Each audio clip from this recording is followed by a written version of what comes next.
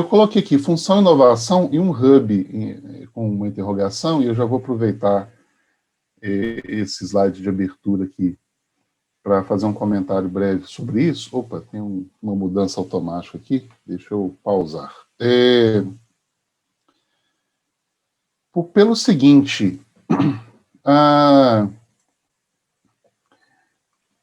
essa palavra, algumas palavras desse campo de inovação, elas acabam sendo muito utilizadas. A vantagem disso é que a coisa se difunde, todo mundo fica sabendo razoavelmente assim, um pouco daquilo, mas outro problema é que elas passam a ser também utilizadas em contextos e significados bem diferentes. Ontem mesmo eu estava terminando de montar o material, e eu troquei uma ideia rápida com o professor Mário, e pergunto, cara, mas assim, o que vocês estão chamando de hub exatamente? Aí ele colocou o conceito, porque na época da minha tese, esse termo, pelo menos eu não estava utilizando, eu acho que não era tão difundido quanto hoje, e se vocês digitarem em inglês ou em português na internet, vocês vão ver que eu vou falar assim.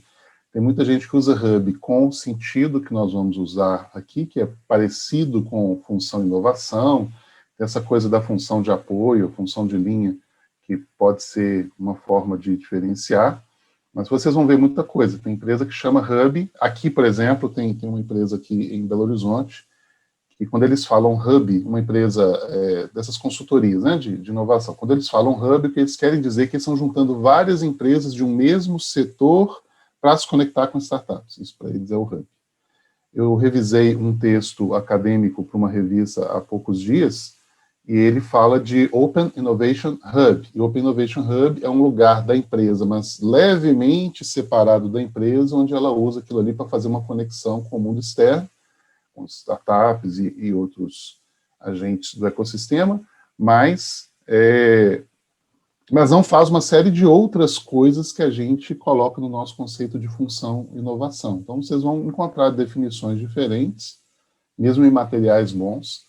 Então, eu deixei essa coisa um pouco em aberto aqui, tá? Vou apresentar aqui hoje para vocês aquilo que a gente define como um hub, uma função de inovação, em empresas estabelecidas, tá? Isso aqui é coisa de empresa grande, que nós vamos conversar, tanto a questão da conexão com as startups, quanto as atribuições, o que faz uma função de inovação, ou um hub de inovação, como queiram chamar, ok?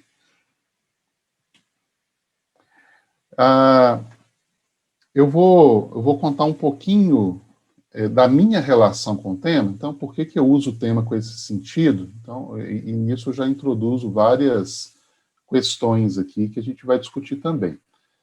A única coisa que Mário colocou aí, que eu não sou um engenheiro de produção puro sangue, tá? Minha formação original é elétrica, né? É controle e automação, é spin-off da elétrica, né? Ninguém é perfeito, mas tudo bem.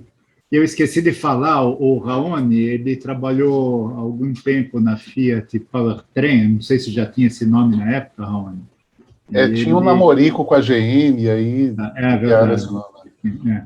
E foi responsável lá por alguns projetos pela área, mas você mesmo se apresenta. É verdade, o Raoni já teve uma fase aí de dar choque nos outros, enfim, da descovadite, alguma coisa assim. Mas sabe, Mário, que nesses tempos agora de transformação digital, esse negócio está me servindo para alguma coisa. Porque ajuda, né? É verdade. Essa turma está falando de inteligência artificial, de machine learning, é como se o negócio tivesse nascido ontem. Eu tive matéria disso em 2001. Então... Era aqui na Poli, o Raoni, tem o cara, digamos assim, acho que é o principal cara do Brasil de machine learning, que é o Fábio Cosma, não sei se os alunos conhecem, ele dá algumas aulas gerais aí, ele é da mecatrônica, e ele durante algum tempo, acho que até 2 anos atrás, do ano passado, não lembro exatamente, ele foi coordenador de graduação da Poli. E por alguns carnavais, tá?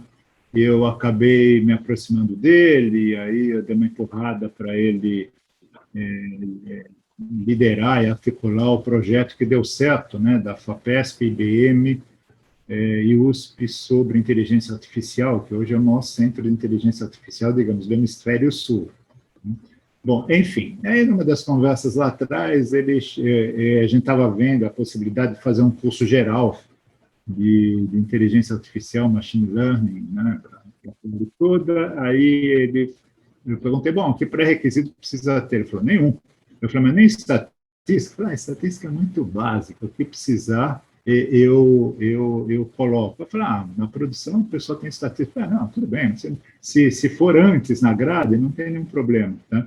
Aí ele falou para mim, você sabe o que é isso? Aqui a gente chamava antes de estatística computacional. Só que hoje tem máquina, tem computador e tem dado. Antes tinha modelo sem máquina e sem dado, então não dá para fazer muita coisa, mas é isso. Mas os termos se reciclam, né, Raoni? Eles vão Mas é isso andando. mesmo. Assim, a grande diferença é essa, capacidade computacional. Se a gente for parar para pensar, capacidade computacional é o que revolucionou PO também na produção. Né? Fazer PO sem computador não dava. Então... Só para terminar com as curiosidades, eu fiz trabalho de formatura em 1979, 79, né? Eu me formei. E o trabalho que ganhou o TF que ganhou o melhor trabalho de formatura, tá? Tem um prêmio aqui, tá? É do Hamilton. O Hamilton era de uma família que tinha uma fábrica, quer dizer, é da família, não sei se eles ainda têm a fábrica, uma fábrica de cadernos. Tá? Então, ele fez um modelo de programação da produção para caderno, que tem muita variabilidade de capa, de cor da linha, de formatação interna, enfim, fazer caderno não é uma coisa tecnologicamente muito difícil, mas tem muita variação de montagem. Né? Aí ele fez um modelo de programação da produção para otimizar a sequência, um modelo matemático normal otimizando. Né? Na época, eram os computadores centrais, né? não tinha PC. Aí eu perguntei para o Hamilton, quanto tempo leva para rodar isso? Ele começou a rir, ele falou, dá umas 30 e poucas horas. Tá? Eu falei, então não serve para programar a produção. Eu falei, não serve, é um exercício matemático, certo? Mas é útil para a empresa, não é? Porque não tinha poder computacional, é simplesmente isso. Mas tinha um professor lá em Babson, o cara era muito influente, mas ele tinha um estilo assim bem irônico com as coisas. Eu gostava muito dele, aprendi muito. Tentava sempre fazer as matérias dele, eu tentava entrar de ouvinte. E ele brincava um pouco com a parte do modismo, do empreendedorismo hoje. E ele falava, se você chegar no centro de Cambridge ali e soletrar machine learning, para um carro na hora lá com o investidor e te dá $1 milhão. É o lugar que tem, às vezes, mais dinheiro do que ideia. Né? Mas, apesar disso tudo, pessoal, de fato, quando alguém me pergunta o que eu sou nessa confusão toda, minha declaração é engenheiro de produção mesmo, tanto de coração quanto de formação, minha vida toda se direcionou para a produção, inclusive o mestrado e doutorado, como o Mário já adiantou. Mas eu comecei essa história, só para vocês entenderem por que eu caí para pesquisar isso e por que a minha perspectiva é essa que vocês estão vendo e vão continuar a ver aqui. Eu trabalhei uns 10 anos na Fiat Powertrain, que era Fiat GM Powertrain, depois virou Fiat Powertrain Technologies, enfim, dependendo de quem era o parceiro e a organização da época, trabalhando em engenharia de produto. Eu não entendia patavina desse negócio. Né? E aí eu fui buscar algum lugar que tivesse conhecimento sobre isso e busquei um mestrado na época da UFMG com o professor Schenck. E esse mestrado, eu queria entender como é que a empresa se organizava para fazer alguma coisa a mais do que aquele P&D incremental. Então, coloquei um P bem pequenininho e um D grande, porque era isso mesmo que a gente fazia, a maior parte das empresas ainda faz. É muito desenvolvimento, mas pouca pesquisa, pouca coisa mais profunda. Na época eu não conhecia, e tampouco havia disponível em certa proporção, boa parte da teoria que a gente discute hoje de gestão de inovação. E o que havia eu não sabia achar. Eu chamei esse negócio na época de Sistema Intraorganizacional de Inovação, mas era um P&D expandido, assim, não tinha o sentido do sistema, da função que a gente vai discutir aqui, mas era uma discussão além do processo de desenvolvimento de produtos. Eu terminei esse mestrado e logo depois o pessoal, as diretorias, estavam em busca de alguém para coordenar um programa de inovação. Eu tinha aqui uns 27 para 28 anos na época, e eles estavam chamando um monte, estavam entrevistando um monte de consultores externos, de pessoas. Eu entrei na safra, não, me bota para coordenar isso. Eles não acreditaram, não. Continuaram entrevistando os consultores na época. Aí eles desistiram, porque não acharam ninguém que fizesse exatamente o que eles quiseram, me transferiram para essa função e colocaram uma consultoria para ajudar. E aí eu coordenei esse programa de inovação em nível corporativo durante 2 anos. Mas aí eu fui crescendo aí nesse entendimento de como que essa coisa funciona fora do setor automotivo. O setor automotivo é uma escola muito interessante, era uma mina de métodos, de abordagens. Todo bom engenheiro de produção deve ter aprendido um monte de coisa sobre Toyota, por exemplo, ao longo da sua formação, porque é isso, né? É um celeiro de ideias e métodos. Mas aí eu fui fazendo rede com uma série de outras empresas e crescendo essa vontade de entender como que isso funcionava fora daquele setor. Uma das minhas tarefas lá era fazer convênio com a universidade, e aí eu viajei o país quase todo, buscando universidades que tivessem pesquisa interessante para fomentar algum tipo de parceria com a gente, mas isso foi fazendo voltar meus olhos para a universidade de novo, algo que eu não tinha feito o mestrado com essa intenção. E aí eu decidi sair da indústria para fazer meu doutorado, e 2010 para 2011 foi essa transição,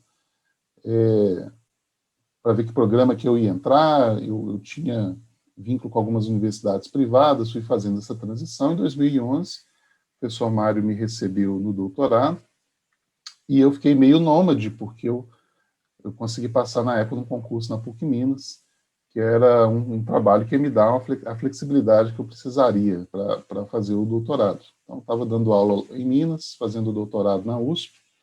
Eu era mais assíduo do que os paulistanos, porque eu tinha que comprar minhas passagens de avião todas no atacado com antecedência, então não podia perder passagem. Eu estava sempre sorridente aí, bem cedo nas aulas, e voltava no meio da semana para dar aulas aqui em Belo Horizonte. Eu fiz esse doutorado, então, entre 2011 e 2014, desenvolvendo esse conceito de função. Aí eu li o livro da O'Connor, aquele grupo me influenciou muito, foi minha principal leitura ao longo desse período. E aqui eu já tinha um projeto NAGE Minas, que eu participei um pouquinho do início do NAGE São Paulo também, que originou vários dos vídeos que estão no canal do LGI, que eu indiquei para vocês. Mas no projeto NAGE Minas, a gente tinha a tarefa de implantar um sistema de gestão de inovação em empresa pequena e média. Então, fui, ao mesmo tempo, traduzindo e adaptando, junto com o grupo, aquilo que eu estava vendo para empresas grandes e desenvolvendo aqueles conceitos, fazendo isso para a empresa pequena e média, para o sistema como um todo, né? Não só para a função, como a gente vai discutir hoje. Eu termino esse doutorado em 7 de março de 2014, uma sexta-feira. Na segunda-feira eu estava fazendo inscrição para o concurso da UFMG, onde eu terminei a minha participação, terminamos o NAGE ali, e eu integrei o programa de pós-graduação em inovação, né, que começou como mestrado profissional e hoje tem também mestrado acadêmico e doutorado. Nós lançamos esse livro. Se você digitar modelo das 2 rodas na internet, você vai encontrar um monte de imagem de moto. Depois que a gente percebeu isso, o livro já estava pronto. Mas ele tinha essas rodas porque a gente tinha uma forma de comunicar a coisa com a empresa pequena e média, partindo de uma ideia original aí de PDCA lá da qualidade, uma forma de trazê-los para o debate. Ele acabou ganhando esse nome. Então, esse livro registra o que a gente construiu no projeto NAGE, mas com essa perspectiva de empresas pequenas e médias. Esse livro foi lançado em 2017. E, em contato com essa turma da pós-graduação lá não aqui, né, lá para vocês, a temática das spin-offs acadêmicas, das startups, estava mais do que acelerada, então a gente orientou muita gente com essas temáticas, e muitas pessoas já trazendo algumas coisas que estavam acontecendo no mercado sobre engajamento com startup. E aí essa ideia foi amadurecendo. Em 2019 eu tive essa oportunidade de passar um período no Babson College, e aí a minha missão era unir de alguma forma esses dois mundos, a gestão da inovação da empresa grande com essa dinâmica de spin-offs, startups, que o NTQI já estudava com outros agrupamentos há mais tempo. E aí a professora Gina O'Connor me recebe lá, então, no Babson College, eu passo esse período lá, volto às vésperas da pandemia, quase fiquei preso lá. E aí eu trago, então, mais esse elemento que, por causa dessa trajetória, ele se encaixa dentro da ideia geral de função e inovação, eu vou falar um pouco sobre isso, mas se desenvolve hoje aí como uma discussão quase que à parte, né? Essa que é a nossa crítica, inclusive. Em 2020, a gente lança esse livro comemorando os 25 anos do nosso NTQI, que tem, então, tanto... é um livro até grande, ele é multiautoral, mas ele tem contribuições de várias pessoas que estudaram a parte do empreendedorismo tecnológico, mas a gente tem um bloco inteiro aqui sobre formas de engajamento de empresas grandes com startups. Cada capítulo para uma modalidade de engajamento. Então, foi o nosso primeiro registro, fora artigos de eventos, né, sobre o que a gente aprendeu com essa temática aí. Tá? Inclusive, o professor Mário e a Gina são coautores do capítulo de engajamento que abre esse bloco do livro. Então, fica aí para quem quiser conhecer. E hoje, depois de tudo isso, a gente está partindo para estudar, então, como é que a função inovação ela se molda, se modifica nesse contexto de ecossistemas de inovação, que é outro termo que às vezes é problemático, tá? Mas no sentido aqui de relações um pouco mais horizontais, né? Uma coisa fora daquela ideia de empresa grande, de cadeia de comando, governança de supply chain, né? Que a gente está falando de sistemas de inovação mais horizontais, com múltiplos agentes. Então, como que as empresas se preparam para lidar com isso? O contexto da transformação digital é inegável, isso foi uma consequência até do meu estudo de engajamento com startup. 85% de todos os casos que a gente via eram motivados pelo contexto de transformação digital. Então, a gente está dando um zoom out, entendendo como é que funciona a inovação, como é que um sistema de gestão de inovação pode dialogar com esse fenômeno da transformação digital, se modificando, mas também alavancando a transformação digital na empresa. E começa a pintar a ideia de função e inovação em outros agentes que não seja empresa industrial, que foi aquilo que eu estudei no início. Então, a gente está pensando, será que um parque tecnológico deveria ter alguma coisa parecida com hub, com função e inovação para o parque? Será que a universidade, uma escola de engenharia, alguma instância deveria ter isso? Enfim, isso aí a gente está começando a ventilar, a gente está amadurecendo as ideias, um ou outro mestrando, tocando esses assuntos. Eu já vou partir aqui do pressuposto que vocês já discutiram coisas, né? O professor comentou comigo um pouco aí a trajetória da disciplina, então não vou voltar aqui em definição de inovação, vou passar muito rápido pela definição de função, mas depois, se eu tiver atropelado alguma coisa, o pessoal pode me rebobinar aí, tá? Função, de acordo com a própria definição da O'Connor, que não é talvez a mais completa possível, eu acho que a definição que está lá no livro do professor Mário com Leonardo, ela é melhor, mas trazendo aqui o que eu usei, né, na época para construir, é um grupo identificável de pessoas na organização com uma função definida. Tá? Então, no caso da função de inovação, a missão desse grupo é propiciar com que a empresa inove de forma sistemática e regular. Esse sistemático e regular são palavras-chave nessa discussão, porque tem um monte de case de empresa que fez uma inovação incrível, só fez uma vez, nunca mais fez nada. Quando você vai analisar o caso, tem 2, 3 heróis ali que fizeram aquela inovação contra tudo e contra todos. Então, a ideia da função inovação é agir como um catalisador. Tá? Não são as pessoas da organização que efetivamente vão inovar, tá? Mas ela é um catalisador, ela articula as ações da empresa, cria métricas, integra especialidades para que a empresa possa inovar de uma maneira, vamos dizer, profissionalizada. Tá? Quando a gente falar aqui da sequência das atribuições, eu vou deixar isso ainda mais claro.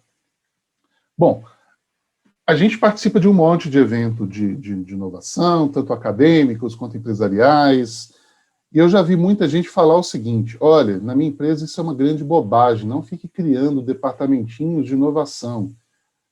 Aqui todo mundo tem que ser inovador, todo mundo entende que isso é parte da missão da empresa. Então, com o perdão aí da minha sinceridade, eu conheci uma empresa que realmente inova de uma maneira sistemática e regular e que realmente é muito mais o comportamento, a cultura, essas coisas do que outra. É a 3M. Eu já pesquisei mais de... foram 15 empresas no doutorado, num recorte inicial de 25, porque a gente tirou empresas que às vezes não tinham as informações que a gente precisava. Foram mais 12 agora no pós-doc, fora os projetos que a gente faz. Eu conheci uma que fazia sem ter nada. Sem ter nada, ela inovava, de fato, regularmente dessa maneira. Tá? Por quê? Porque é complexo, porque não é uma questão de boa vontade, não é uma questão só de comportamento, de cultura e de criatividade, como a gente vai discutir na sequência.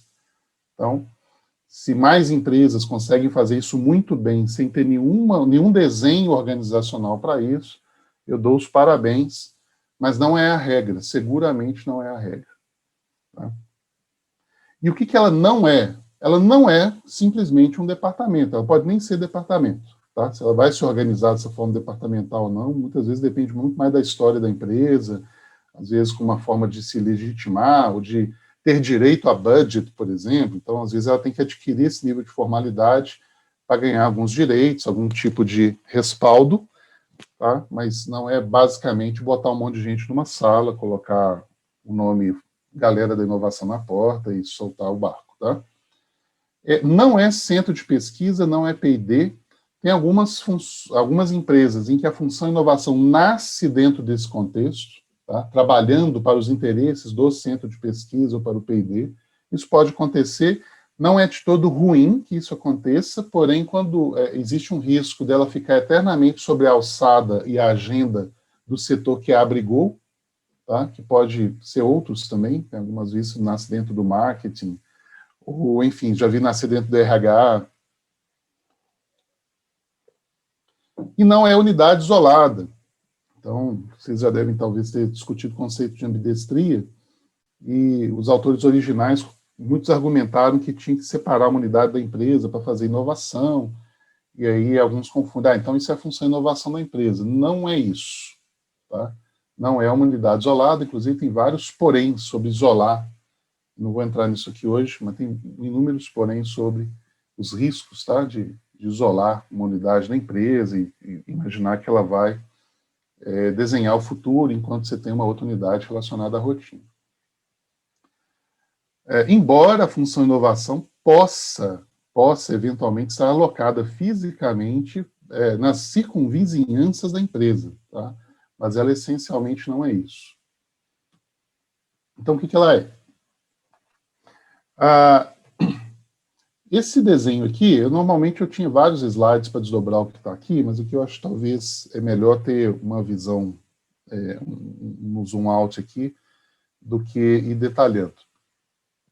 Tem um vídeo meu até no próprio canal do LGI que entra atribuição por atribuição, então se vocês procurarem meu nome lá, vocês vão ver que eu tinha gravado logo, acho que logo antes ou logo depois da defesa, foi bem contemporâneo. Então, basicamente, é o seguinte, quando a gente pensa em função e inovação nas empresas, a gente está falando de um grupo de pessoas que tem uma missão específica na organização de catalisar, fomentar e propiciar inovações de uma forma sistemática e regular. Então, tem gente. Tá? Basicamente, você precisa de gente. Esse grupo central não faz nada se ele não tiver o apoio do comitê estratégico. Tá? Outra coisa que eu já ouvi muito, não, lá na minha empresa, inovação é tão importante que ela é responsabilidade do presidente da empresa. É claro que é, mas você vai na agenda do cara, não tem só inovação lá, muito pelo contrário. Né? Até já vi muitas essas pesquisas, já devem ter tombado com elas também. Para X% dos CEOs, a inovação tem importância crescente na empresa. Tá, isso é a pesquisa que eles fazem perguntando para o CEO da empresa, tá? Aí você faz uma pesquisa parecida, pergunta para o secretário, para a secretária do indivíduo, quantos compromissos de inovação o cara tem na agenda? Não vai achar nada. Então, esse pessoal também não para todo dia. Eu preciso de um grupo trabalhando diariamente com o apoio incondicional de um comitê estratégico, que inclusive define questões de diretriz, de agenda. Tá? Então, a função não existe sem isso. Num futuro em que ela amadurece e se consolida, ela passa a ter cadeira aqui em cima, sem dúvida. Ou pode até nascer dessa forma em alguns contextos. Tá? Mas não é simplesmente o fato da empresa ter um CIO, por exemplo, que muda toda a história. Precisa de um grupo central trabalhando nas atribuições que a gente vai conversar aqui. Inovação só se torna inovação para a empresa se você conclui um projeto de inovação. Então, pensando aí no processo de inovações, o pessoal pode trabalhar em cultura, pode trabalhar em competências, pode fazer mapeamento tecnológico, pode fazer um monte de coisa. Tudo isso é para ter mais projetos de inovação. Quando a gente fala inovar de forma sistemática e regular, é que, sistemática e regularmente, a empresa desenvolve bons projetos, o projeto termina, você lança um produto no mercado, lança um negócio, sistematiza um processo inovador, aquilo dá certo, é adotado pelo cliente foco daquela inovação e ela se consolida como inovação. Então, inovação se dá por meio da realização de projetos individuais. Então, essa coisa não tem sentido nenhum se não tiver equipes de projeto rodando projetos com início, meio e fim, dando resultados e gerando insumo aqui para esse grupo trabalhar. E, normalmente, esse grupo ele tem que se infiltrar em diversas áreas da empresa que já tem recursos, já tem expertise, que eles precisam se apoiar. Muitas vezes não dá para trazer o cara da TI para dentro, ou o cara do P&D para dentro, ou o cara do financeiro para dentro, ou outras, mas eu preciso ter alguém lá, né, algum espião aí, no bom sentido, alguém lá que está diretamente conectado a esse grupo central, que representa aquela função para articular aquilo que não pode estar dedicado a ela. Inclusive, no contexto aí do LGI, tem uma discussão que o professor Mário desenvolve com pesquisa, o Rafael, não sei se vocês conheceram, desenvolveu o doutorado dele nisso, que é essa ideia de que essa função ela não tem, muitas vezes, recursos físicos próprios, não tem um budget próprio, então você precisa pegar emprestado no restante da empresa. Isso é uma coisa que caracteriza muito essa função também. Então, também é um aspecto que diferencia, não é simplesmente uma função como as outras, como é o RH, como é o marketing, como é o P&D e outras funções da empresa, ela também tem essa particularidade.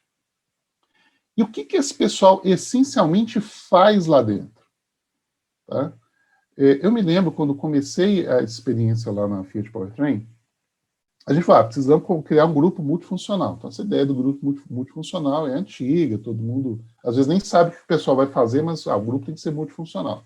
Então, a nossa primeira ideia, na época, foi, pega um cara de compras, pega um cara da logística, pega um cara do processo, pega uma pessoa do financeiro, por aí vai.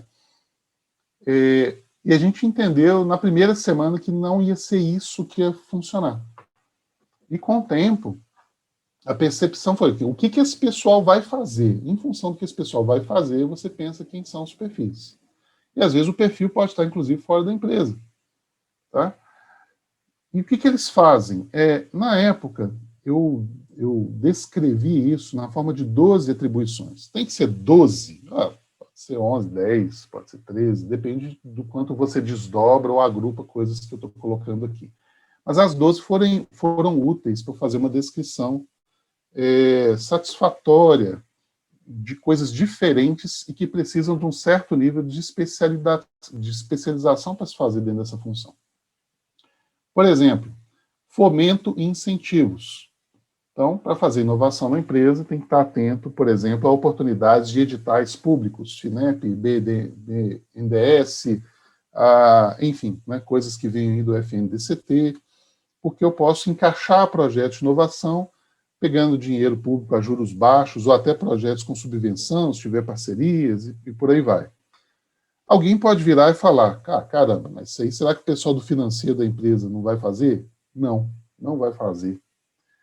Não vai fazer porque, muito embora uma competência financeira, o conhecimento da área financeira faça sentido, seja necessário para dialogar com esse tema, o pessoal que entende de incentivos fiscais, o pessoal lá está preocupado com 1 milhão de outras coisas. Sem entender a dinâmica de desenvolvimento de inovação, o que é desenvolver um projeto de alta incerteza, o que é o problema do business, mercado, só o conhecimento da área financeira não ajuda.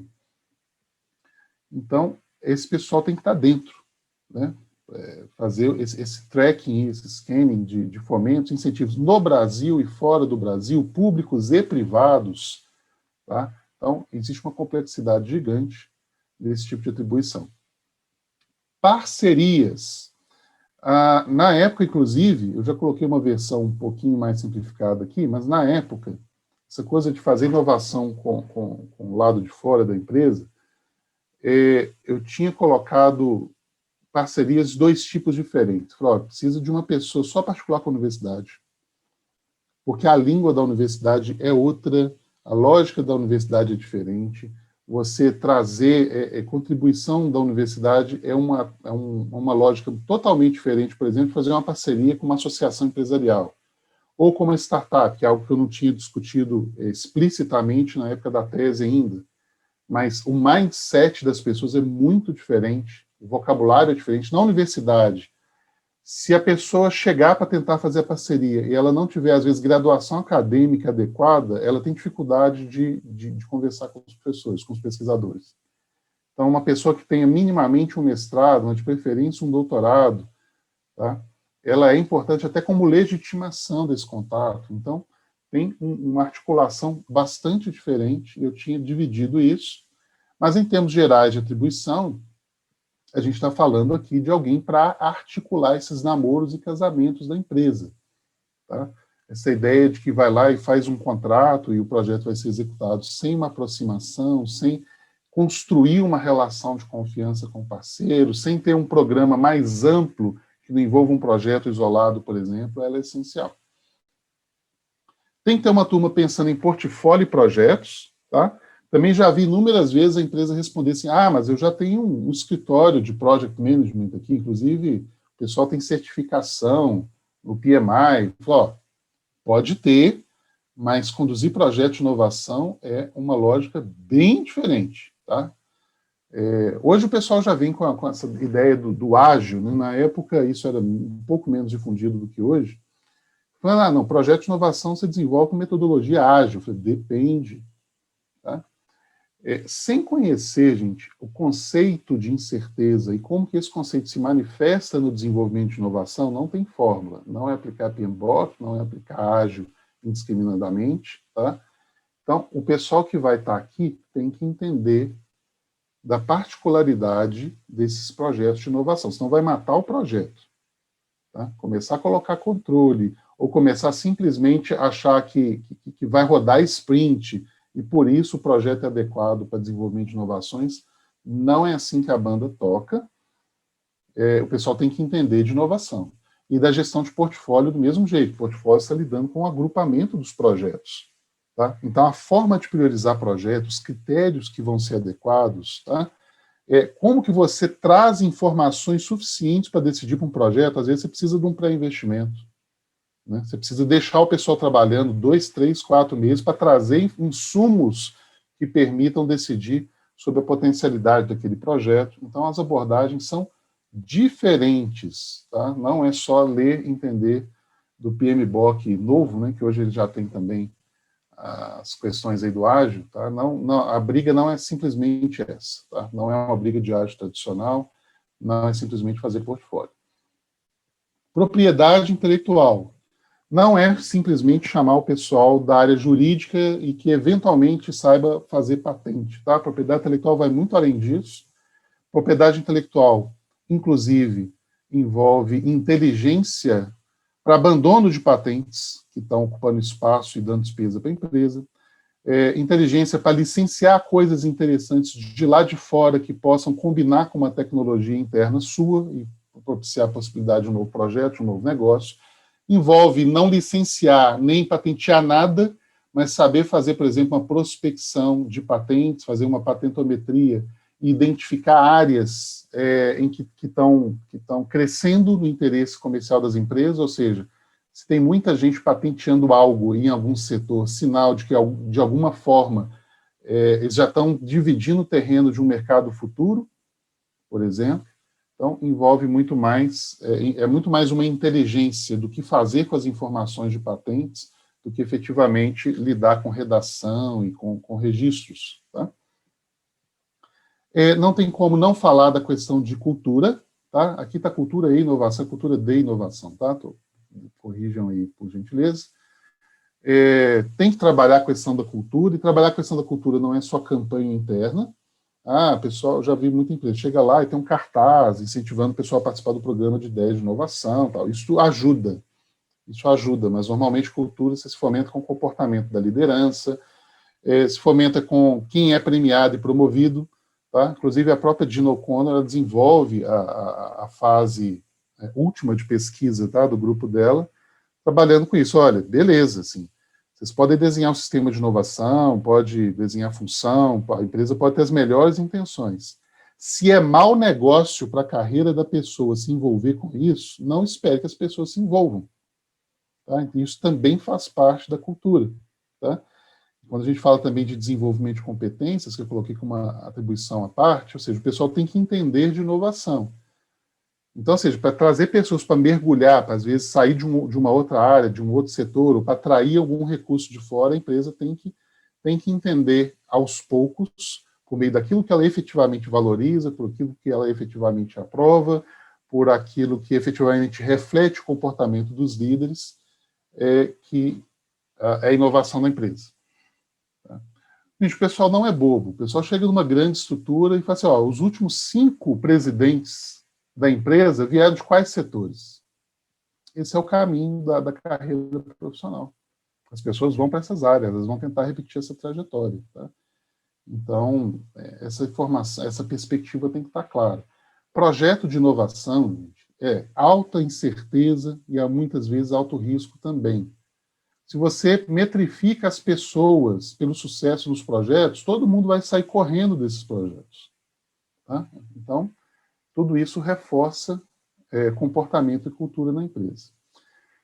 Pesquisa e desenvolvimento pode estar dentro de função, principalmente quando a empresa não tem previamente, então ela cria a função e dentro da função ela pode colocar pesquisa e desenvolvimento, mas em muitos casos pesquisa e desenvolvimento já existe há muito tempo e a função ou vem potencializar o que é feito aqui, ou ela vem colocar isso dentro de um escopo maior. Então, por exemplo, um caso tipo disso aqui é a Embraer, que já fazia desenvolvimento tecnológico, desenvolvimento de produto há muito tempo.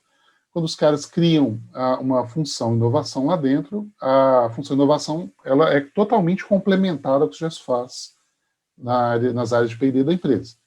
Tá? Em outras, principalmente empresas um pouco menores, que ainda não tinham uma expertise de pesquisa e desenvolvimento, é o caso do doutorado Júlio César, por exemplo, está na reta final aí de defesa, é o caso dele de uma empresa que não tinha quase nada muito bem articulado, e a função inovação ela vai terminar de desenhar aqui as rotinas de pesquisa e desenvolvimento. Mas elas não se confundem. Tá? A gente tem prospecção de tendências. Então, aqui tem uma série de ferramentas que, inclusive, ajudam a desdobrar, que eu coloquei mercado e tecnologia. Então, aqui tem que ter uma turma olhando para o futuro, ou fazendo um road mapping, ou análise de cenários, ou usando aí dessas tecnologias de Big Data, de inteligência artificial, para buscar o que se fala da empresa, do mercado, das tecnologias aí nas informações estruturadas ou não estruturadas, para desenhar opções de futuro. Tá? Muitas empresas extraem seus portfólios a partir, primeiramente, dessas visões de horizontes de futuro, tá? Até porque o portfólio tem que ser separado em diferentes horizontes mesmo. A gente tem desenvolvimento de competências, então, ou seja, o pessoal tem que entender das ferramentas, eu tenho que treinar as pessoas nos métodos, nas ferramentas, nos conceitos de inovação. Essa lógica de incerteza, de aprendizado, ela não é natural, principalmente em empresas industriais. Então, isso faz parte do desenvolvimento. Não é só dar curso, tá, gente? Não é só dar curso. colocar as pessoas em experiência de projeto, levar o pessoal, por exemplo, não vão conhecer um laboratório aberto de prototipagem, vão conhecer um hub mais aberto de inovação, vamos conhecer startup, por exemplo. Tudo isso faz parte do desenvolvimento de competências das pessoas na empresa e também vão fomentar mestrados, vão fomentar doutorados, vão botar um cara que está desenvolvendo um projeto técnico, metade da agenda dele dentro do ambiente universitário, e ele, com isso, também vai desenvolvendo outros mindsets, assim por diante. Gestão de ideias, claro, tá? Sempre tem. O risco aqui é o pessoal confundir ou limitar o escopo da inovação aos programas de sugestões, aquelas caixinhas de sugestões naquela concepção mais antiga, né? Tinha um cara da Gerdau que ele falava, ele tinha muito medo disso, ele falava, olha, o programa aqui é inovação, não é o melhorão. Tá? E era legal a distinção que ele queria fazer, porque existe essa tendência do pessoal afogar, às vezes, função de inovação com ideias pequenas, que já eram gerenciadas anteriormente com algumas abordagens, principalmente associadas a programas de qualidade de redução de custo, e aí a empresa não sai do incrementalismo. Tá? Raoni, Oi. Rony, eu recebo um monte de e-mails, basicamente e-mail que me caçam, sei lá, ou por causa dos vídeos no YouTube, do LinkedIn, ou sei lá por quê, de empresas bastante tradicionais, que têm normalmente uma área pequena, se é que tem, de engenharia de produto, tem áreas grandes de engenharia de processo, uma boa parte dessas são empresas, digamos assim, de commodities industriais, tá certo? Acho que é o forte da indústria brasileira, no meio do que sobrou da indústria brasileira. E alguém é indicado para ser o chefe, digamos assim, de uma área de inovação na empresa. Né? Essa pessoa normalmente vem de qualidade, né? Eles não têm a menor ideia do que seja. Aí eles ligam para... O que eu faço? Eu falei, não sei, pergunta para o seu chefe. Certo? É muito gozado, é muito... Por um lado, tem um movimento, a empresa está querendo fazer alguma coisa. Por outro lado, a empresa não está querendo fazer alguma coisa. Certo? Porque ela cria um rótulo, empurra alguém para lá e ponto. Parece que isso vai resolver o problema de inovação dela. Não vai. Às vezes atrapalha. Mas a história vai se repetir de uma maneira muito parecida com o engajamento com startup. Você vê um monte de empresas que botam um cara e falam, está todo mundo falando de startup, a gente precisa falar também. O cara liga para a empresa de consultoria e fala, cara, eu quero colocar gente jovem, pessoal de bermuda, quero trazer para que... Não é assim. Não vai. O cara não sabe o que é com o programa, não entende como que se encaixa com a perspectiva estratégica da empresa. É bem parecido, assim, né? A gente só muda um pouco a roupa da festa. Mas o problema é, às vezes, começar com gestão de ideias, eu coloquei isso aqui na época, e continuo colocando, pelo motivo que é o seguinte, tem empresas que querem fazer uma abordagem com um portfólio reduzido de projetos muito estratégicos. Bom, ok. Tem empresas que querem levar a toda a organização essa coisa da inovação. Agora, não é toda organização que vai trabalhar com projetos de alta complexidade, com questões estratégicas, com incerteza, etc. Então, esses programas de ideias, eles acabam ajudando, principalmente a questão da cultura e comportamento da empresa, todo mundo se sentir inserido e começar a falar o vocabulário da inovação. Mas, esse negócio em termos de resultados, para além da cultura e comportamento, não serve nem para a redução de custo para a qual muitas vezes é desenhado. Inclusive, tem um livro famoso sobre isso, que conta a história aí do sistema de sugestões da Toyota, que foi, salvo engano, o primeiro que ganhou essa notoriedade. E, é 3% no máximo, não passa de 3% a redução de custo geral da empresa que se dá para esses programas. Mas eles fomentam times multidisciplinares, conexão entre áreas, fomentam circular conhecimento, você tem uma série de benefícios que não são só o resultado do projeto em si, que vão aparecer, vez ou outra pode pintar alguma coisa mais disruptiva daí, mas é muita pretensão as empresas confiarem só num bom programa de ideias para dizer que estão fazendo inovação. E muitas fazem isso, mesmo no nosso projeto NAGE aqui, a gente trabalhou com 40 empresas, não tivemos 40 casos de sucesso, e algumas empresas que se diziam até satisfeitas com o programa, falaram, não, cara, a gente vai começar com isso aqui. Beleza, eles começaram e continuaram só com isso aqui. E acabaram não não alcançando outras possibilidades que seriam muito mais nobres, né? A gente aqui em Minas fala que se está assando um grande pernil lá no forno, mas o pernil demora, tá? Então você tem que ter uns pães de queijo para oferecer para os convidados, para eles não irem embora. Por quê? Porque ideia de inovação, gente, mais radical, né?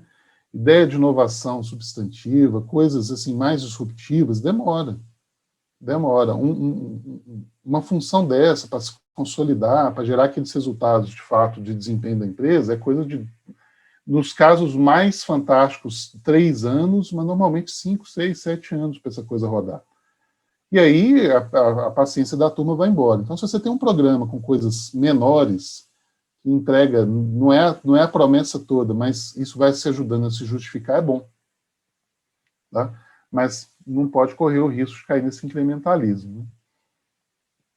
Esse pessoal pode fazer gestão do conhecimento, aí tem, enfim, é uma área inteira, tá? Não vou detalhar demais, mas tem um monte de ações. É só não confundir com aqueles sisteminhas de ideias registradas no computador, tá? Ninguém olha para aquilo, ninguém consulta aquilo, tá? Um outro caso, isso roda, funciona, mas normalmente o pessoal abandona. Então, lidar com gestão do conhecimento no sentido de dar apoio para essas outras atribuições, tá? Que estão colocadas aqui. E na época, eu não tinha a menor ideia de que isso aqui ia justificar, depois de toda uma continuidade do estudo, que é a parte de investimento de risco. Tá? Eu tinha colocado ainda como CVC, que é o quê? É a empresa inovar a partir de uma forma inorgânica, ou seja, externamente. Ou seja, eu vou investir em novos negócios, investir em spin-offs para a empresa, investir em startups. Então, quando eu comecei a discutir depois mais profundamente engajamento com startup, eu revisitei, caramba, que ideia que eu tinha sobre isso lá na época da tese. Então, de fato, eu escrevi algo sobre isso lá, mas eu ainda não tinha noção da magnitude que isso podia virar. Tá? Então, essa atribuição aqui, ela acabou me instigando, ou seja, esse pequeno canal, né, esse canal capilar, entre tantas outras, acabou me levando a uma continuidade inteira do estudo, que é o que eu vou mostrar na sequência para vocês. Mas, grosso modo, função e inovação é isso. Bom, as empresas que eu fui, tinha tudo isso? Não. Isso aqui foi construído a partir, indutivamente, observando a época 15 casos e depois as ideias terminando de amadurecer com outros projetos dos quais eu fui participando. Tá? Mas, no geral, eu não vi nada diferente, significativamente diferente do que está aqui. Se juntar tudo de bom que as empresas de fato atribuíam a esses grupos que tinham essa missão, se resume nessa lista de atribuições aqui. Tá? Só 2 comentários rápidos antes de a gente falar de engajamento. Primeiro é o seguinte, é isso que eu comecei a falar aqui. Ó, demora, não começa com isso tudo que está escrito aí. Tá? As iniciativas que eu pesquisei na época eram recentes. Então, vejam só, eu estava terminando de coletar esses casos aí em 2012, 2013. Eu pensei, caramba, daqui a 5 anos, o que vai ter de empresa com isso bem montado? Não foi isso que aconteceu. Aliás, com todas as crises que nós vivemos no país, políticas, econômicas, muitas empresas encolheram essas atribuições, tá? E aí, vou ecoar aqui o que a Dina O'Connor fala, né? É uma burrice incrível, ninguém fecha o departamento de RH na crise, ninguém fecha o departamento de marketing na crise, ninguém fecha o jurídico, ninguém fecha a engenharia de processo, ninguém fechou o PD, mas o pessoal desmonta o grupo de inovação. E aí, para você construir a competência desse negócio de novo, é começar do zero. Tá? Porque o pessoal não está ali esperando você contratar ele de novo. Tá? Então, isso é terrível. Então, o pessoal não faz tudo, não faz simultaneamente. Esses grupos podem começar pequenos, com algumas atribuições que sejam mais importantes, ou com uma pessoa usando vários chapéus. Tá? Como que as empresas começam a fazer isso? De um monte de maneiras. Agora, por exemplo, até alguns alunos estão pesquisando isso, essa crise do Covid que nós estamos vivendo tem disparado empresas nessa direção. Caramba, está tudo mudando rápido de uma vez, a empresa entra em crise, ela tenta disparar uma iniciativa. Tem empresas que pegam os métodos, como, por exemplo, um QFD, ou o próprio Road Mapping, e esse método puxa, ou seja, ela cria um portfólio disruptivo a partir de um método como esse, olha para o futuro e ela entende que ela não tem estrutura para puxar aquilo, e aquilo fomenta. Pode ser política pública. No caso automotivo, isso aconteceu muito. O pessoal cria um programa de incentivo fiscal, que na verdade é uma obrigatoriedade, hoje você atende o programa, você está fora, porque seu produto vai custar mais caro que o de todo mundo, e você praticamente é obrigado a criar um grupo que pelo menos responda à política, às exigências de P&D, de interação com a universidade e outros bichos mais que sejam na política. Tem empresa que é puxada até pela moda gerencial, quando quase um setor inteiro vai atrás, tá, desse tipo de articulação e ela percebe que está ficando para trás, né? Enfim, tá? Tem um monte, né? Não vou entrar em cada uma aqui, mas tem um monte de formas diferentes. A gente está testando uma coisa agora, a gente está participando de um NAD menorzinho, aliás, bem menorzinho, que a CNI está fazendo, e por ser pequeno, a gente está tentando desenhar um método de plantação que a gente está chamando de inicialização rápida. Tá? A gente vai fazendo junto com a empresa o que interessa em tempos mais curtos, de maneira miniaturizada, e depois a gente apresenta o sistema para ela, mas sob o argumento que já está rodando em parte. Então, a gente tem um monte de... Isso aqui é uma pesquisa à parte, salvo engano, o Jaime, que faz parte aí do grupo, aí também está interessado em discutir isso, como que você monta a coisa, né? Como que a empresa passa de não ter a ter função inovação. Bom, e aí, passando aí para engajamento com startup, o que aconteceu? Por que isso que era uma das coisas que Função Inovação fazia, me chamou a atenção e acabou virando um braço de pesquisa específico? Por algumas razões. Primeiro que, internamente, eu assumi o NTQI tinha, pelo menos, a parte spin-offs acadêmicos muito bem desenvolvidas, e eu fui me aproximando aceleradamente também, eu que sempre fui um cara de grande empresa, me aproximei aceleradamente dessa realidade e da criação de novos negócios de base tecnológica. Mas, em paralelo, essa coisa explodiu, principalmente no entorno dali de 2015, por causa do movimento de startups que começou a crescer demais. E depois, eu comecei a perceber que no Brasil tinha uma tendência de crescer os engajamentos com empresas de uma maneira ainda mais acelerada que em outros lugares, porque às vezes quando você está num país que tem um sistema de venture capital bem estabelecido, muitas vezes a startup ela não precisa de recorrer à empresa estabelecida, recorrer a outros agentes para buscar os seus incentivos, buscar dinheiro, buscar oportunidade de negócio. Principalmente, ambientes de negócio são mais efervescentes, tem um sistema de financiamento de inovação mais diversificado. Agora, quando você está num lugar que não tem, e o que... Às vezes São Paulo, por exemplo, pode ser uma semi-exceção, né? Mas São Paulo, nesse quesito aí, não reflete, às vezes, o que é a realidade no Brasil como um todo. Não tem isso. Então, muitas vezes, as startups precisam recorrer à empresa estabelecida, exatamente porque não tem outro lugar para recorrer. Tá? Oi? Tem uma pergunta aqui da Marcela, que é a seguinte, ela mandou pelo chat aí, qual seria um exemplo de pequenas entregas no curto prazo para que a empresa fique, digamos assim, satisfeita? Normalmente, quando a gente fala de inovação radical, de inovação substantiva, né, você está falando de projetos que, às vezes, têm uma chance de dar certo em sei lá, 3 anos. Né? Isso é problemático para a função de inovação, porque você chega numa diretoria, você chega lá para a presidência da empresa, você mostra esse projeto de inovação, mostra mais ou menos isso que eu estou mostrando para vocês aqui, mostra o que a empresa pode alcançar, o pessoal, todo mundo compra ideia. Caramba, isso vai levar a empresa para o próximo patamar. Mas você fala, isso aqui, cara, para amadurecer, para gerar resultado, é uns 2, 3, 4 anos. Todo mundo entende. Na segunda semana, eles estão te perguntando, e aquele negócio lá, hein? O que vocês estão fazendo? Quais são os resultados que estão gerando? Então, projetos pequenos são inovações incrementais e menores. Às vezes, uma melhoria pontual num processo, às vezes uma tecnologia mais simples, mais certeira, que você vai agregar no produto de uma forma complementar, por exemplo. Pode ser uma servitização de produto. Tá? É uma inovação. Assim, tem um caso clássico aí que é dos bebedouros domésticos, né? Os purificadores de água. Então, ao invés de ser... Não é tão simples como eu vou falar aqui, mas só a título de exemplo. Então, ao invés de vender o purificador, eu vou alugar, eu vou fazer uma assinatura de purificador. E aí eu mudo um pouco o modelo de negócio.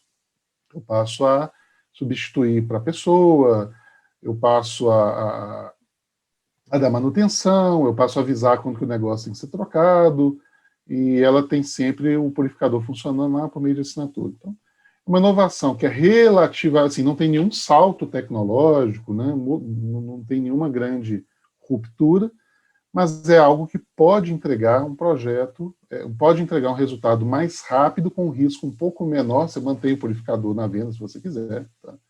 E o pessoal começa a mostrar algum resultado. Não justifica ainda você criar uma área inteira para gerir inovação, mas você começa a trazer algum tipo de projeto menor, mas que ele não rodaria nos processos atuais da empresa. Não rodaria só com o pessoal do P&D, não rodaria só com o pessoal de qualidade, não rodaria com a turma da redução de custos. Porque o que caracteriza, principalmente, a justificativa de uma função de inovação é principalmente esse novo para a empresa. Assim. Se a empresa já tem uma rotina, já tem um suporte, já tem algum ambiente em que aquele tipo de projeto podia rodar, independente dele ser muito disruptivo ou não, você não precisa de função de inovação. A gente precisa da função de inovação quando você tem oportunidades para ser exploradas e que você não enxerga nenhum processo e nenhum responsável natural para ela na empresa. Então, isso é um sinal forte de que a função de inovação deveria assumir. Mas nem tudo que cai nesse quesito é muito disruptivo, é muito inovador. Então, é nessa hora que você tem que ter um horizonte H1, né? Projeto curto, não vicia neles, eles são facilmente viciantes, né? Porque começa a gerar um resultado mais rápido, eles são mais certeiros, né? Mas eles são importantes para gerar um resultado num prazo menor, né? Depende o que é prazo longo e curto, depende da empresa, né? Para mineração, prazo longo é 20, 30 anos, né? Para startup é semanas, mas tem que ter algo que vai entregar um resultado dentro do horizonte de paciência de quem está financiando a criação da função. Depois, Alberto, se não responder aí, vocês me avisam. Então, eu estava falando que as startups elas acabam tendo uma tendência maior, num ambiente como o brasileiro, a se interessar pela aproximação com uma empresa grande. E as empresas grandes têm um monte de motivos pelos quais elas são lentas para inovar. Tá? Então, as empresas buscariam por meio de startups oportunidades para reduzir uma ineficiência de processo, para ajudar numa mudança de cultura em prol de inovação, porque às vezes só o convívio ali com pessoas que estão vindo de fora, que tem um mindset um pouco diferente, ajuda, explorar umas oportunidades que ela não dá conta, e assim por diante. Então tem uma complementaridade forte entre interesses de empresas estabelecidas e startups, e a gente bate o olho e fala, pô, faz sentido. Tá? Startup muitas vezes pode desenvolver aquele projeto ou resolver aquele problema que a empresa é lenta para resolver, não tem a tecnologia lá dentro, está afogada nos seus processos de rotina, e por outro lado a empresa tem uma série de recursos, tem um nome, tem um branding, tem uma carteira de clientes, que interessa a startup ter algum tipo de acesso. Por outro lado, tem um monte de coisas que fazem com que esse casamento seja quase impossível de dar certo. Tá? O mindset é completamente diferente. Tá? A empresa normalmente é guiada por eficiência, para evitar falha. Ela tem uma hierarquia e um conjunto de processos que são muito mais rigorosos e muitas vezes muito mais lentos do que uma startup pode suportar. Acontece muito, vou fazer a inovação com a startup. Aí passa para o pessoal de compras. Aí o pessoal pergunta qual que é o relatório financeiro da startup dos últimos 5 anos. Não, a empresa foi criada semana passada. Mas qual que é o endereço da empresa? É a casa da mãe do cara. Isso aconteceu já no caso que eu estudei. O endereço da startup era a casa da mãe do sujeito que criou a startup. A empresa não aceitou. Ah, mas quais são os... Enfim, vai demorar 3 meses para a gente analisar o processo. Você matou a startup.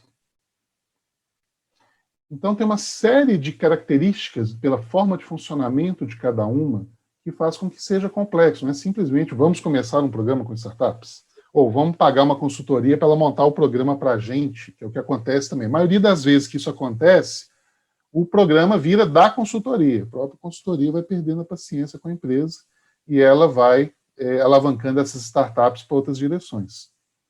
Tá? Então, tem uma complexidade especial nisso aí.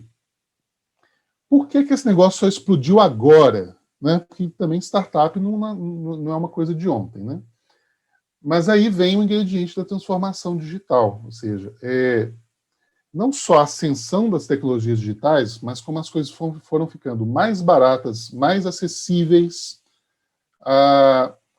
foi ficando propício para startups desenvolverem e lidarem com tecnologia, que antigamente você precisava de um departamento de P&D muito grande, ou precisava de uma trajetória muito maior para desenvolver algo que faça sentido. Tá? E há quem diga que, mas startup também, se você expandir um pouco o conceito, não é só coisa da área de tecnologia digital. Tem coisa de deep tech também. Às vezes as coisas mais interessantes podem vir daqui, pode vir de materiais, de biotecnologia. Aqui nós estamos apoiando empresa, tem uma startup aqui da universidade que produziu o primeiro nanoscópio brasileiro, nós estamos desenhando um plano de negócio com os caras, a gente está apoiando CT de nanomateriais, nós estamos apoiando CT de terapias avançadas, então esse pessoal todo gera tecnologia, que não é essencialmente digital e que pode fazer parceria com a empresa. Só que mesmo esse pessoal é fortemente alavancado tecnologia digital. Por quê? Porque instrumentação científica, gente, ela é essencialmente tecnologia que é necessária para você caminhar um passo a mais com ciência. Então, mesmo esse pessoal começou a aparecer com mais frequência, com coisas mais interessantes, também, em parte, tá, impulsionados pela disponibilidade e fusão das tecnologias digitais. O primeiro artigo, assim, que realmente fala diretamente de engajamento com startup nessa linguagem que a gente fala hoje, ele é do Henry Chesbrough com o Emblem, de 2015. Tá? Henry Chesbrough, para quem está mais por fora aí, é o cara que cunhou o conceito de inovação aberta, lá em 2003. E aí tem um livro, salvo engano, que é de 2017, que ele meio que repete, faz uma releitura desse artigo de 2015, que é o que todo mundo cita, e a partir daí tem muita coisa. Tá? Então, é recente o fenômeno, da forma como a gente está enxergando, é recente. Tá? É pouco tempo, tá? De 2015 para cá. Tem um monte de formas de engajar com startup, você pode ir lá e conversar com o empreendedor. Bom, então tá, então é uma forma superficial de engajar com a startup. Você pode criar um programa de aceleração dentro da sua empresa, isso é uma outra forma. Você pode praticar o Corporate Venture Capital, que é o seguinte, você vai ter percentual minoritário de uma carteira de startups, e com isso você influencia as decisões dela, você monitora a tecnologia através dela, e assim por diante. Então, tem um monte de maneiras, tá, de fazer isso. Eu não estava debruçado sobre a particularidade, a maior parte da literatura que existe, que é recente, mas existe sobre esse tema, acaba analisando esses modos. Tá, como é que você faz uma aceleradora corporativa? Qual que é o passo a passo no incubador de negócio? Quais são os resultados das empresas que se envolveram com os bootcamps? Só que isso é pontual, são modos de engajamento. Eu estava preocupado em entender o seguinte, cara, mas tá, eu posso engajar de A, de B, de Z maneiras, mas isso está dentro de qual grande estratégia da empresa? Quais são as grandes... Nem sempre está dentro de uma, tá? O ponto é esse. Muitas vezes a empresa faz isso, liga e fala, eu preciso, liga para a consultoria e, eu preciso engajar com startup. O coitado do cara do outro lado da consultoria muitas vezes não sabe nem o que fazer, porque não sabe como que isso vai se encaixar no modo de ser da empresa. E aqui é um spoiler, porque isso aqui a gente está refinando aí para um artigo que está em fase de análise sobre o tema, mas isso aqui são os meus casos, tá? Não vou entrar neles aqui agora, a menos que vocês me perguntem sobre algum caso específico, mas são os casos que eu estudei para chegar nesse desenho na forma como está agora. tem pelo menos 4 grandes estratégias diferentes de se engajar com startups. E dentro de cada estratégia, a pessoa pode ter vários modos de engajamento. Tá? Só que a estratégia como todo muda. Eu tenho empresa, por exemplo, começando de cima para baixo, que ela vem da área de CVC. Ou seja, o pessoal começou a se engajar com startup porque investe em startup. Começou a pegar recurso financeiro da empresa e botar em startup. Só que esse pessoal começa a perceber que, olha, se eu me envolver com a empresa, levando know-how, levando recurso, fazendo ela interagir com os meus órgãos internos, a chance dela dar certo, do meu investimento vingar, é melhor. Tá? Eu posso simplesmente botar dinheiro como faço em qualquer carteira de investimentos. Né? Então, esse pessoal começa a caminhar por umas formas mais nobres de engajamento a partir dessa percepção e, com isso, sofisticando o modelo. Tem uma turma que quer fazer mais P&D, ou seja, eu quero expandir a minha capacidade de P&D, não só trazendo ideias de fora, mas desenvolvendo coisas em cooperação com startups, por exemplo. Tá? Então, eu vou expandindo capacidade de P&D, não só em termos de número de projetos, mas como escopo de projetos, explorando outras oportunidades de negócio, me envolvendo com redes de conhecimento diferentes. Tá? Grosso modo, gente, engajamento com startup é uma forma, um recorte relativamente pequeno dentro de todas as opções de inovação aberta. Tá? E aí o pessoal começa a perceber, principalmente nessa área de deep techs, que você tem que desenvolver junto com o cara. Tem um modelo que é o que eu mais observei, principalmente em empresa brasileira, que é o seguinte: o pessoal nem parte muito de coisa de inovação, não. Ele olha os problemas da empresa. E às vezes, ao olhar os problemas da empresa, olham problemas que são até problemas mais incrementais. Tem aqui um problema de redução de custo, aqui tem aquele equipamento que ele quebra com uma certa frequência. Eu sou ineficiente, por exemplo, na programação da minha rota de caminhões. E o pessoal lança isso, ou lança como desafio aberto, ou entra nesses hubs no sentido de agrupamentos de empresas que compartilham demandas tecnológicas, e eles capturam startups para ajudar a resolver aquilo ali. Tá? É a maneira, até que eu diria, mais simples e didática de começar um engajamento com startup. O risco é o pessoal entender que estão fazendo inovação só com um programa desse. Tá? Porque normalmente, eu até chamei de innovative improvement, né? É uma melhoria inovativa, tá? Ou seja, ele está pegando coisas que se caracterizariam melhor como melhorias de eficiência operacional da empresa, mas ele usa aquilo como oportunidade para trazer startup e começar esse diálogo. Né? O ponto é que, numa dinâmica temporal, a empresa não é obrigada a caminhar aqui para a direita, tá? Mas eu diria que as coisas se sofisticam na medida que eu vou integrando essas abordagens. Então, vocês imaginam que uma empresa que, em parte, faz um pouco disso tudo, ela passa a ter uma abordagem mais integrada e mais dependente de uma articulação gerencial, de uma estrutura que responda a isso. Na minha pesquisa, eu achei em literatura outras coisas, na minha pesquisa eu achei só uma empresa que fazia isso bem, tá? Que já tinha 10 anos de caminhada nesse processo, que ela tem uma Venture Builder, ela tem CVC, ela tem a expansão do P&D, ela tem programas de melhoria, e ela articula isso num ecossistema de startups, que muitas vezes uma startup interage com a outra, um cliente interage com a startup, e ele está ali para fomentar esse processo sem necessariamente envolver-se com todos os projetos. Então, por isso que eu chamei de empresas articuladoras de ecossistemas. Né? Elas botam no entorno dela um ecossistema, o interesse delas é em fazer esse ecossistema vingar, esse ecossistema funcionar, não necessariamente levando todos os projetos ou todas as oportunidades para dentro, mas elas se beneficiam de várias formas disso também. Tá? Então seria, não é uma tendência, a empresa não é obrigada a fazer isso, não é o jeito certo de fazer, mas são as formas mais sofisticadas para aquelas empresas em que isso faz sentido. Tá? E ela depende dessa integração. O ponto é, gente, e aí fazendo a costura com tudo que a gente discutiu até então, tem nem uma empresa dessa que eu acabei pesquisando e aprofundando que não tivesse algo que se assemelhasse à função de inovação que eu vi antes. Algumas aqui no Innovative Improvement tinham. Tá? Algumas tinham. Foram lá e contrataram um programa contrataram externamente alguém que articulasse um programa para ela lançar desafios de inovação.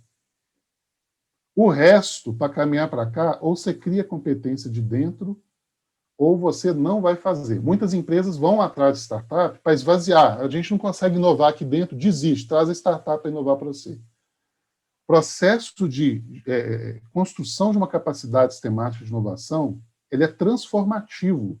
Você não contrata alguém para transformar você. Ponto. A empresa pode ter 1000 ajudas externas, 1000 parceiros para 1000 coisas, mas a transformação, ela parte do pressuposto de uma construção de capacidade. Então, muita empresa fez isso. A gente conversa com os consultores, com as empresas que são especializadas, a empresa liga aqui, ela contrata o programa, eu faço para ela. Ela não muda jamais.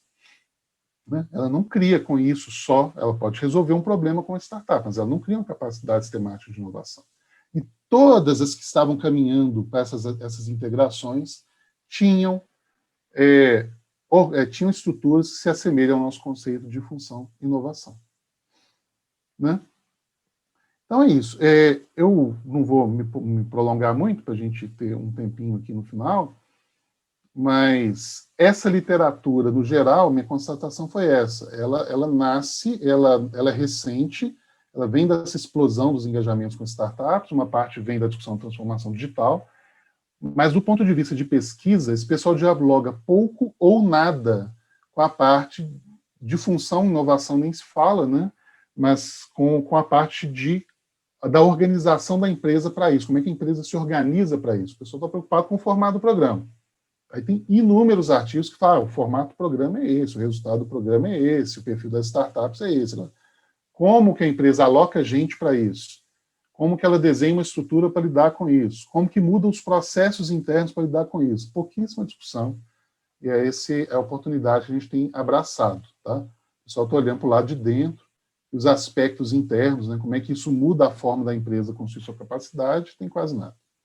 Né? Outro ponto que aparece muito, eu deixei aqui porque essa é uma chamada da própria O'Connor, todo mundo reconhece que tem que ter um cara para guiar o engajamento com startup. Esse cara tem que entender de tudo. Esse cara tem que entender de startup, de business, de cultura, do negócio central da empresa, ele tem que conhecer todo mundo das outras funções, dos outros processos, ou seja, o cara é um super-herói. Né?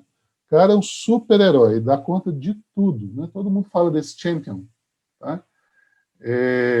Com uma forma também clara de que pouco se discute a estrutura que tem que estar. Você tem que ter uma liderança, óbvio, mas pouco se discute a estrutura de trabalho, os processos e o sistema que esse cara está articulado nele para fazer isso funcionar. Tá? Então, tem várias definições de literatura que eu peguei ao longo dessa caminhada aí, com definições de champion que eu olho e falo assim, gente, onde que você acha o cara que faz isso tudo que eles querem?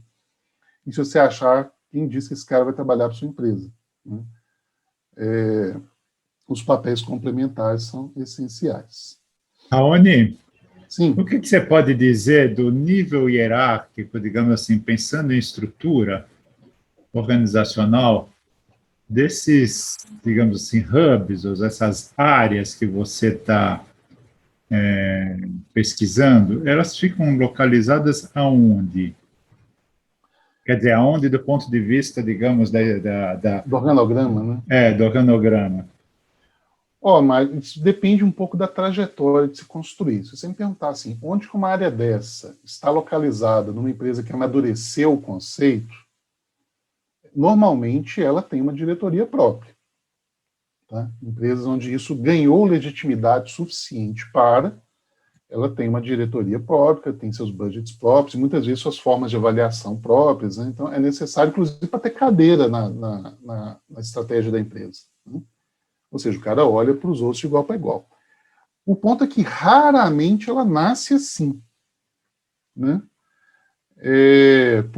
Você não cria uma diretoria de um dia para o outro. Isso talvez seja formalismo demais para um sistema que você tem que ter muita experimentação para achar o formato dele, para ele se justificar ainda. É muito comum a empresa industrial nascer dentro do P&D, dentro da engenharia de produtos. Mas já vi nascer também dentro de área de TI, se a pegada for mais digital, já vi nascer dentro de marketing, desse marketing mais prospectivo, quando a pegada é de criação de novos negócios. Ela nasce fazendo uma parte das atribuições, e às vezes isso guia um pouco onde que ela nasce. Se a gente for voltar a fita aí uns 40 anos atrás, as áreas de TI das empresas, que hoje as empresas têm essas áreas, né, a maior parte tem, elas nasceram dentro das áreas de contabilidade. Mas por quê? Porque na época TI só servia para isso. Então depois isso foi se consolidando, né, como uma função de fato à parte. Então, o risco dela ficar debaixo dessas outras funções durante muito tempo é a agenda delas ficar encolhida ao escopo e ficarem subjugadas àquela função. Né? A gente sabe que a função de inovação é mais do que P&D, ela é mais do que marketing, ela é mais do que RH. Às vezes, em áreas de RH, o pessoal fomenta um grupo ali de gestão de conhecimento, um grupo de competências de inovação, a coisa nasce ali. Mas ela tende a ser serva dessas áreas, né? Ficar subjugada dessas áreas durante muito tempo. Na minha experiência pessoal, eu era um cara de P&D, né? De desenvolvimento de produto, nasceu comigo, a gente foi tentando tirar ela do P&D, conseguimos, mas ela não ganhou legitimidade no tempo que eu fiquei lá, suficiente para se tornar uma gerência, se tornar uma diretoria. Então ela permaneceu de uma forma programática. Era um programa que tinha gente de várias áreas. Mas qual que é o problema? A gente não tinha budget. Cada projeto que chegava, você tinha que mendigar na porta do CEO que você precisava de dinheiro para tocar um projeto pequeno. Então, assim, essa coisa sobrevive um tempo, né, nesse caráter embrionário. Depois ela tem que se consolidar de igual para igual com o resto do organograma da empresa, senão vai ter vida curta.